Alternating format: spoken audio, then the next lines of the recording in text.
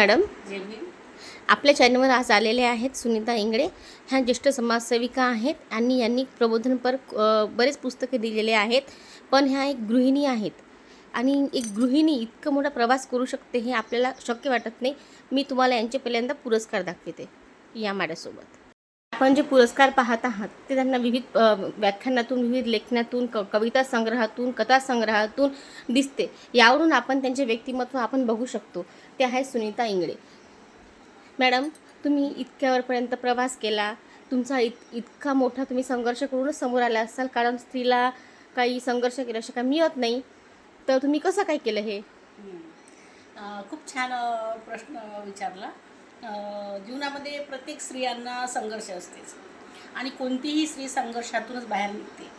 आणि हा संघर्षच करून तिला जर पुढं पाऊल टाकायचं असेल तर आधी स्वतःतून आणि नंतर घरच्या लोकांतून संघर्ष करून तिला बाहेर यावं लागतं.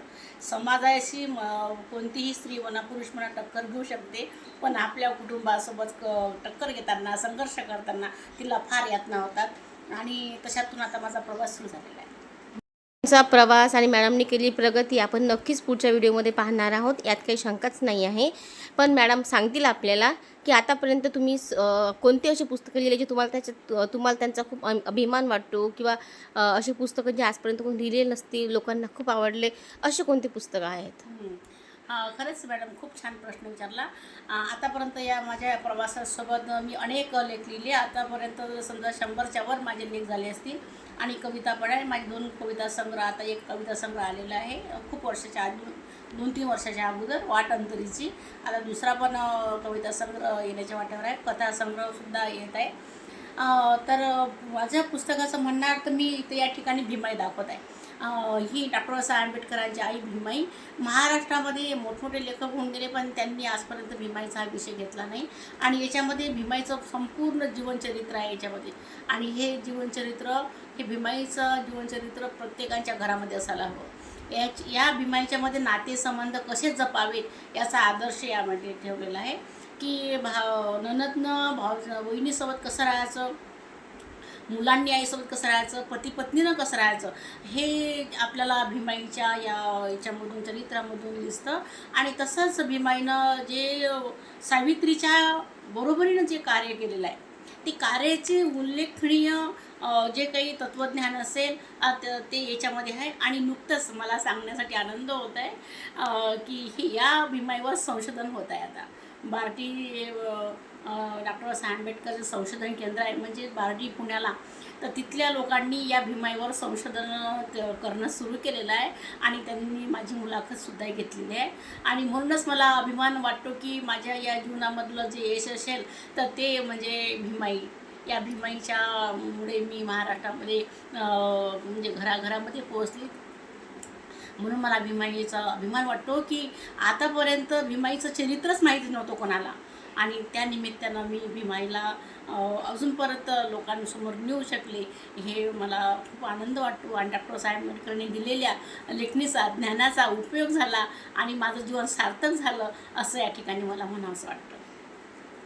बापरे मॅडम, आम्हाला पण खूप आनंद झाला तुमची प्रगती पाहून, की तुम्हाला इथपर्यंत बार्टीतले लोक तुमचे इंटरव्ह्यू घेऊन गेले. यात तर तुमचं पुस्तक उल्लेखनीय असेलच, यात तर काही शंकाच नाही आहे.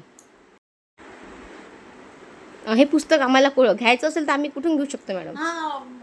प्रत्येक ठिकाणी मिळतं तुम्हाला. अशोक वाटिकेवर मिळतं, किंवा 6 डिसेंबरला बॉम्बेमध्ये मिळतं, नागपूरला सुद्धा मिळतं, 14 ऑक्टोबरला मिळतं दसरा, आणि 6 डिसेंबरच्या वेळेस कुठंही मिळतं. आणि जर तुम्हाला 10-15 प्रती जर लागत असतील तर प्रकाशनाकडून सुद्धा तुम्हाला आम्ही तसे पाठवू शकतो. आणि हे पुस्तक आतापर्यंत समजा याचे 1200 प्रती खपलेले आहेत. तरी भीमाईचा जो काही चरित्र असेल, चरित्र प्रवास असेल, याच्यातून माहिती सर्वांनाच मिळत आहे. म्हणून हे पुस्तक वाचणं खूप लाभदायक होत आहे, असं मला या ठिकाणी मनास वाटतं. मॅडम, तुम्ही जे आतापर्यंत कविता संग्रह लिहिलेले आहेत त्यातील एखादी कविता आम्हाला प्लीज म्हणून दाखवता का? म्हणजे आम्हाला सुद्धा तुमच्या कवितेचा अनुभव येऊन जाईल.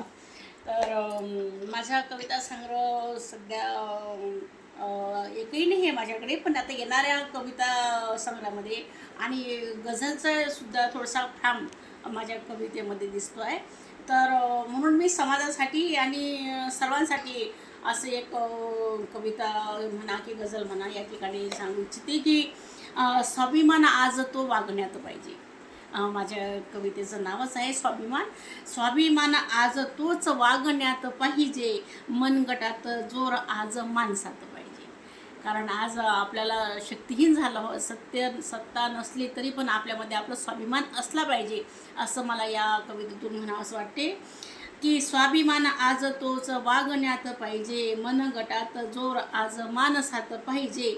भीत भीत जीवनात तू कशास चालतो, भीत भीत जीवनात तू कशास चालतो, सत्य मांडण्यास शब्द हृदयात पाहिजे.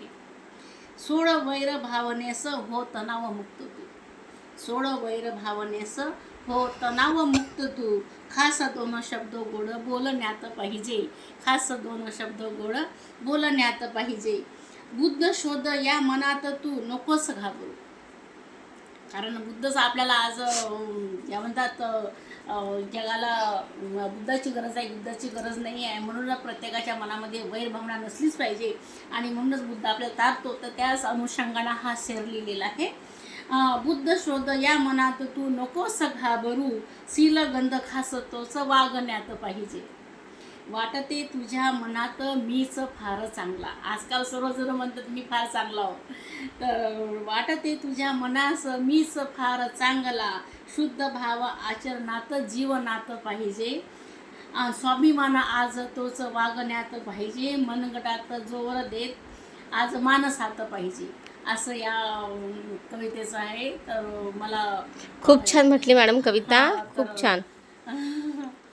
धन्यवाद मॅडम. एक अगदी महत्त्वाचा प्रश्न, तुम्ही इथपर्यंत आलेले आहेत तर खूपच छान गोष्ट आहे. तुम्ही खूप प्रगती केलेली आहे. पण तुम्हाला असं सुरुवातीच्या काळात तुम्हाला असं वाटलं होतं का की तुम्ही इतकी प्रगती करू शकाल? नाही मॅडम, मला असं बिलकुल वाटत नव्हतं. कारण की माझे लहान छोटे मुलं, 3 मुलांचं करताना, मिस्टरांचं करताना, सासू सासरे, माझी सासूबाई आणि सर्व आमचं कुटुंब एकत्र कुटुंब होतं, त्यांचं करताना मला वाटतच नव्हतं की माझी वाटचाल मला इथपर्यंत घेऊन जाईल, की माझ्या हातून भीमाई लिहिणं होईल, ती बार्टीला जाईल, त्याचं संशोधन होईल आणि इतके सारे लेख माझ्या नावानं प्रकाशित होतील, 5-6 पुस्तकं माझ्या नावानं येतील. आज मला धम्माबद्दल जे काही धम्म परिषदेमध्ये व्याख्यानासाठी नेत असतात, धम्म सांगण्यासाठी वाटतही नव्हतं. पण माझा अभ्यास आणि व्यासंग आणि चिकाटी आणि जिद्द हे मी खूप म्हणजे जिद्दीनं या ठिकाणी प्रवास करत झालेले आहे, स्वतः निर्माण केलेला आहे. त्यामुळे मला माझ्या जीवनाचा मला म्हणजे खूप आदर वाटतो. प्रत्येकानंच आपल्यावर प्रेम केलं पाहिजे. म्हणून म्हणतात की आपल्या जीवनावर आपण पहिल्यांदा प्रेम करावं आणि नंतर दुसऱ्यांना सांगावं. तसंच मी माझ्यातून विकसित झालेला आहे. मी माझा शोध घेतलेला आहे आणि या शोध घेतानाच मला माझ्यातील लेखिका, कवयित्री, कादंबरीकार हे अनेक गुणांनी व्यक्त झालेली आहे आणि मी ते भरभरून म्हणजे संकटाची तमा न करता अगदी जिद्दीनं प्रवास केलेला आहे आणि त्या जिद्दीचं नावच आज सुनीता इंगळे झालेलं आहे असं मला या ठिकाणी वाटतं. खूप छान मॅडम, खूप छान. मॅडमनी इतका मोठा संघर्ष करून पुढे आलेले आहेत. हे तर खूपच कठीण गोष्ट आहे. पण त्यांनी कसा संघर्ष केलेला आहे आणि कशा पुढे आल्या, त्यांना कोणकोणत्या समस्या निर्माण झाल्या आणि त्यांनी कशा त्या पार केल्या, हे आपण पाहू पुढच्या ब्लॉगमध्ये. तोपर्यंत बाय, नमस्कार, जय भीम. जय भीम.